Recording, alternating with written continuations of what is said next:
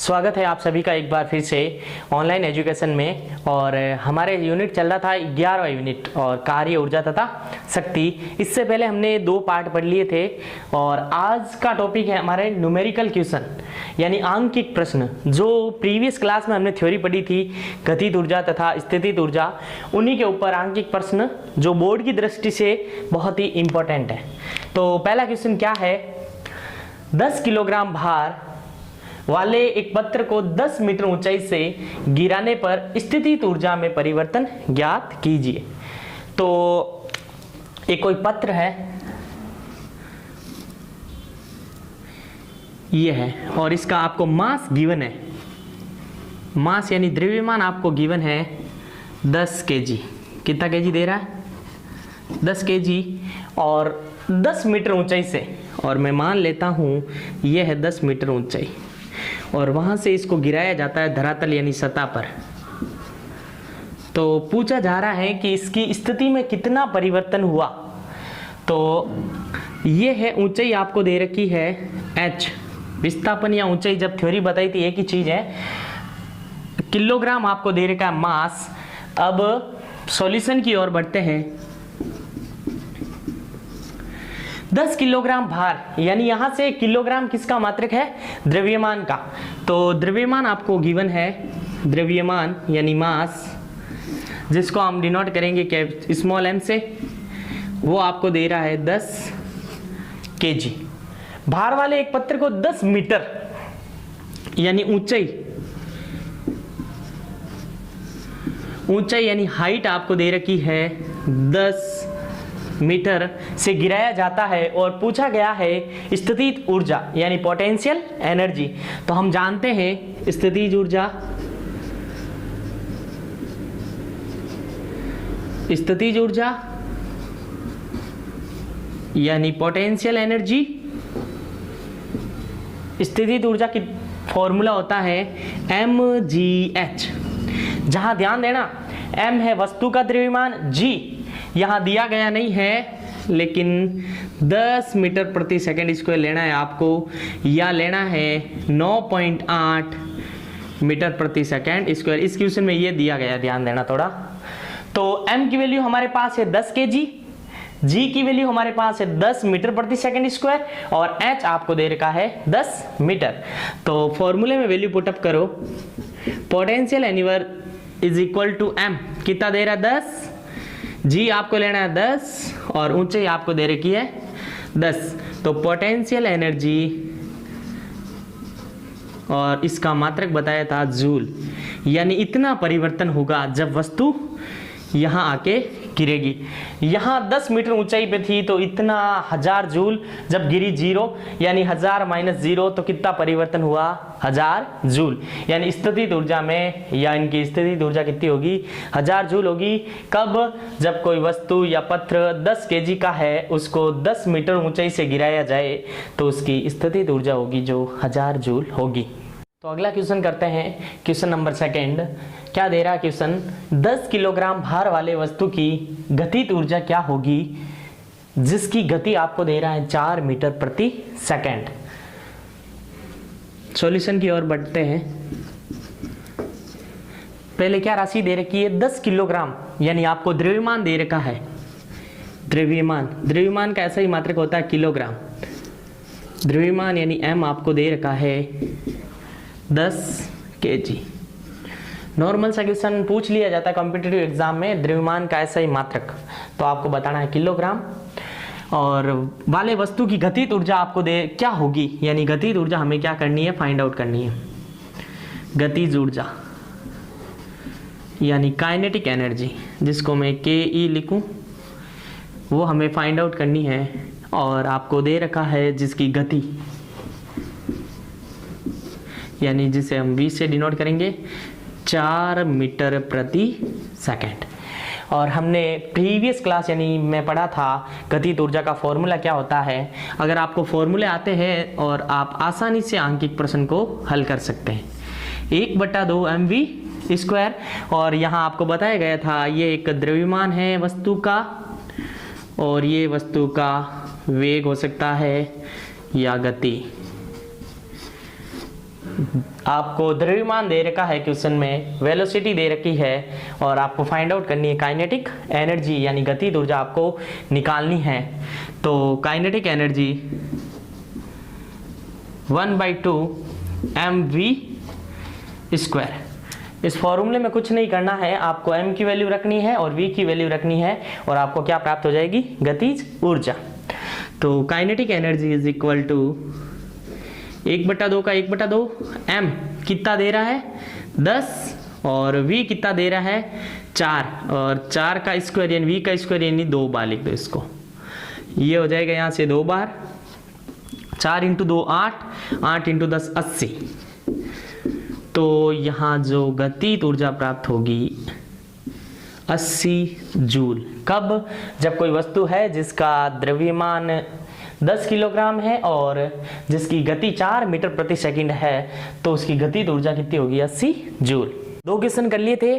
तीसरा क्वेश्चन है यदि किसी वस्तु का द्रव्यमान आधा तथा वेग 2 गुना कर दिया जाए तो उसकी गतिज ऊर्जा पर क्या प्रभाव पड़ेगा, या गतिज ऊर्जा कितनी गुनी होगी, कितनी गुनी कम होगी या कितने गुने बढ़ जाएगी।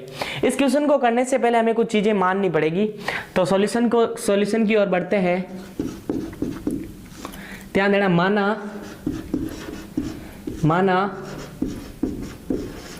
वस्तु का द्रव्यमान 2 kg। आप यहाँ 2 kg की जगह 4 मान सकते हैं, 6 मान सकते हैं, 10 मान सकते हैं, 12 मान सकते हैं। और माना वस्तु का वेग 4 मीटर प्रति सेकंड, या आप 8 मान सकते हो, 16 मान सकते हो, ये तो आपने माना।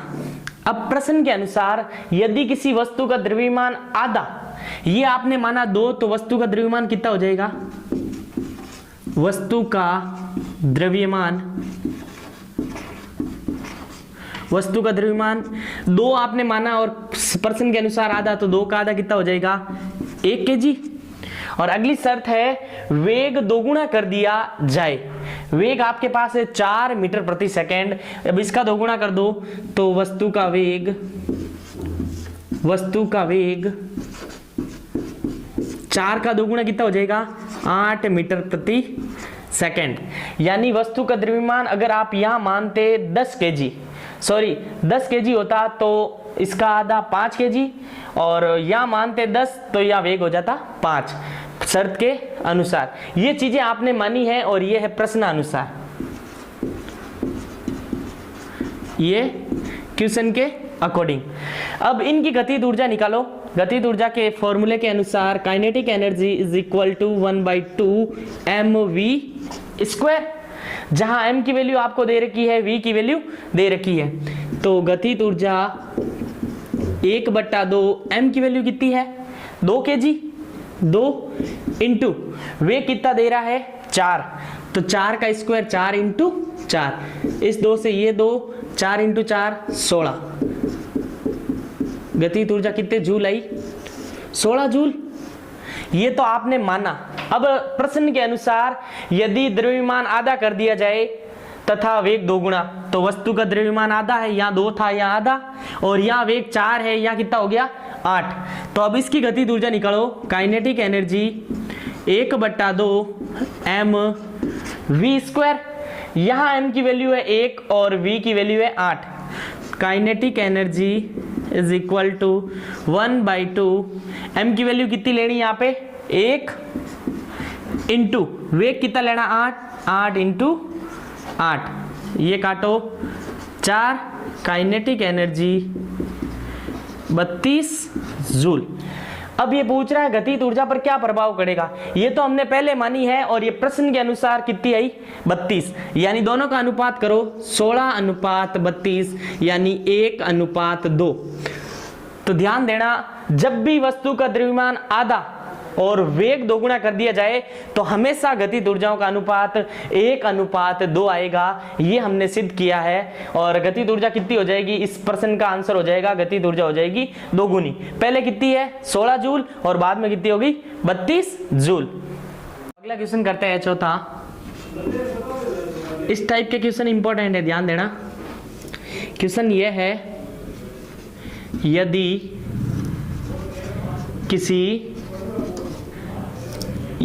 किसी वस्तु का द्रव्यमान यदि किसी वस्तु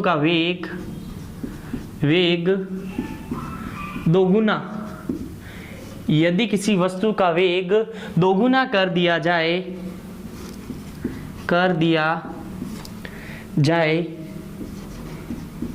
यदि किसी वस्तु का वेग दोगुना कर दिया जाए तो उसकी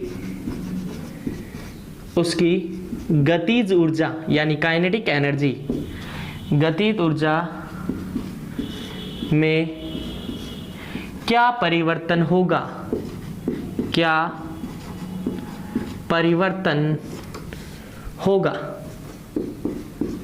ये क्वेश्चन आपके रेलवे डी ग्रुप 2018 में पूछा गया है। इस टाइप के क्वेश्चन आरआरबी एनटीपीसी में भी पूछे जाते हैं इस प्रकार के क्वेश्चन कि वेग को 2 गुना कर दिया जाए, वेग को 4 गुना कर दिया जाए। तो क्वेश्चन में जो शर्तें दे रखी है उन्हें फॉलो करना है और फॉर्मूले बेस पे क्वेश्चन है, ज्यादा हार्ड नहीं है। तो क्वेश्चन दे रहा है यदि किसी वस्तु का वेग 2 गुना कर दिया जाए, तो पूछी क्या है? गतिज ऊर्जा। तो हम जानते हैं वी नो दैट, यानी हम जानते हैं kinetic energy is equal to 1/2 mv²। ये होती है किसी वस्तु का द्रव्यमान अगर m है और उसका वेग v है तो उसकी गतिज ऊर्जा, साधारण सी होती है। अब आपको इसी में चेंजेस करना है अकॉर्डिंग टू क्वेश्चन। किसी वस्तु का वेग कितना करा? 2 गुना। ये तो है नॉर्मल, पहले गतिज ऊर्जा, पहले यानी जिस वस्तु का द्रव्यमान m है। बाद की क्या हो जाएगी? बाद में जब v बराबर आपको क्या लेना है? 2v। कहां से? प्रश्नानुसार, अकॉर्डिंग टू क्वेश्चन। ये तो है जब वस्तु का द्रव्यमान m है और वेग v है, तो गतिज ऊर्जा पूछे तो 1/2 mv²। अब इसमें चेंजेस करना है अकॉर्डिंग टू क्वेश्चन। वेग कितना लेना है? 2v। काइनेटिक एनर्जी यानी इसमें थोड़ा बदलाव होगा, इसीलिए मैं इसको लिख रहा हूं k डैश 1/2 m का m, v कितना लेना है क्वेश्चन के अकॉर्डिंग। वेग को कितना किया जाए? ध्यान देना क्वेश्चन के ऊपर, वेग को कितना दिया जाए? 2 गुना कर दिया जाए। v की जगह 2v। यहां 2v क्यों लिया? पहले v था, उसका 2 गुना, यानी v को कितने से गुना करना? 2v का स्क्वायर, यानी kinetic energy is equal to 1/2 m, ये 4v²। अब ध्यान देना, kinetic energy is equal to 4 को मैं आगे रख रहा हूं और 1/2 mv²। स्टूडेंट यही गलती करता है, 2 को 4 से काट देता है, उसको काटना नहीं है। तो इसको ध्यान देना, मैं ऊपर लिख रहा हूं एक बार फिर। काइनेटिक एनर्जी जो नई वाली है, कब? जब वेग क्या कर दिया जाए? 2 गुना। तो प्राप्त हुई है 4 1/2 mv²। तो ध्यान देना, ये किसकी वैल्यू है? ये समीकरण 1 पे ध्यान दो, 1/2 mv²। इसकी जगह मैं क्या रख दूं? ke। तो हमारे पास जो नई ऊर्जा होगी, गतिज ऊर्जा, इसकी जगह मैं रख रहा हूं, ये इसके बराबर में है तो इसकी जगह रख रहा हूं काइनेटिक एनर्जी। जो नई ऊर्जा प्राप्त होगी, गतिज ऊर्जा, पहले की गतिज ऊर्जा को कितने से गुणा करूं? 4 से गुणा, यानी जो नई गतिज ऊर्जा होगी पहले की गतिज ऊर्जा से कितना गुणा होगी? 4 गुणा। कब होगी? जब वेग को कितना कर दिया जाए? 2 गुना कर दिया जाए। क्वेश्चन नंबर 5 जो एक बहुत ही इंपॉर्टेंट क्वेश्चन है। 2 समान द्रव्यमान की वस्तु जिनका द्रव्यमान क्या है? समान है। वेग दे रहा है 2v तथा 4v के वेगों से गति कर रहे हैं। इनकी गतिज ऊर्जा का अनुपात आपको ज्ञात करना है।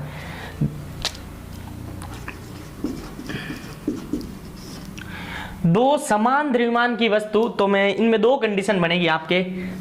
तो मैं यहां ले लेता हूं पहली वस्तु के लिए पहली वस्तु, और यहां ले लेता हूं दूसरी वस्तु।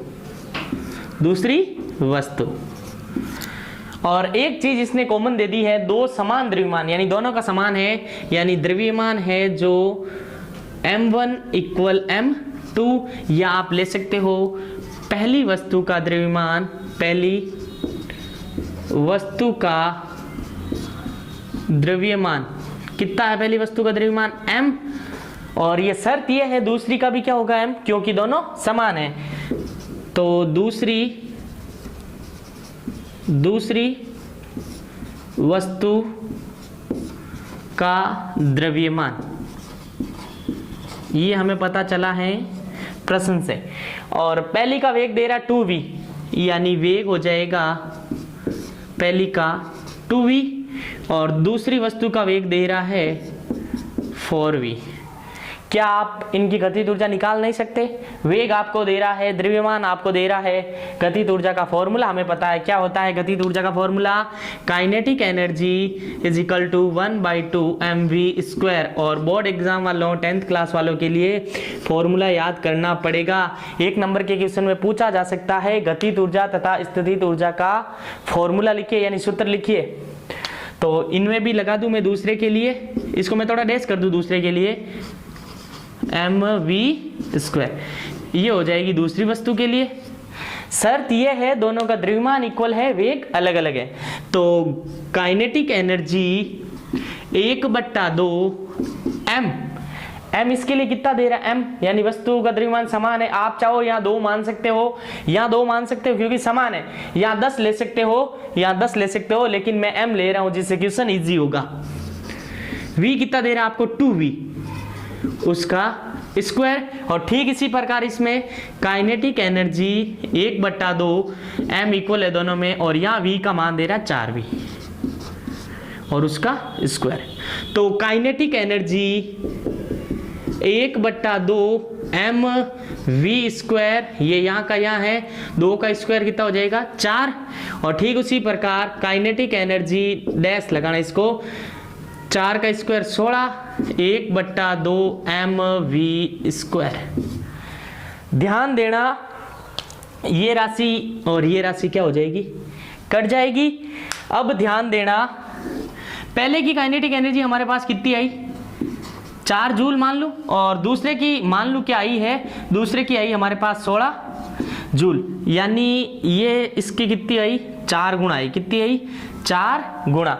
जब द्रव्यमान समान हो और वेग पहले का दूसरा है जो 2 गुणा हो, तो गतिज ऊर्जा 4 और 16, यानी 4:16, यानी 1:4। तो इनमें गतिज ऊर्जाओं का अनुपात होगा, पहले की गतिज ऊर्जा होगी 1 जूल और दूसरे की गतिज ऊर्जा होगी 4 जूल, यानी उनका अनुपात आपको क्वेश्चन में पूछा गया है, उनका अनुपात क्या होगा? तो उनका अनुपात होगा 1:4। तो समान द्रव्यमान वेग अलग अलग हो तो उनका अनुपात निकालना हो तो ये एक बेस्ट तरीका है। तो आखिरी क्वेश्चन है और बेहद इंपॉर्टेंट क्वेश्चन है, और खास तौर से जो बच्चे रेलवे की तैयारी कर रहे हैं उनके लिए ये क्लास बहुत इंपॉर्टेंट है, और 10वीं के लिए तो इंपॉर्टेंट है ही। तो किसी वस्तु की गतिज ऊर्जा 32 जूल है और वस्तु का द्रव्यमान 4 kg है, और वस्तु का वेग आपको पूछा गया है। ये क्वेश्चन थोड़ा सा चेंज है। किसी वस्तु की गतिज ऊर्जा यानी काइनेटिक एनर्जी गिवन है, गतिज ऊर्जा आपको दे रखी है 32 जूल, और वस्तु का द्रव्यमान 4 kg, वस्तु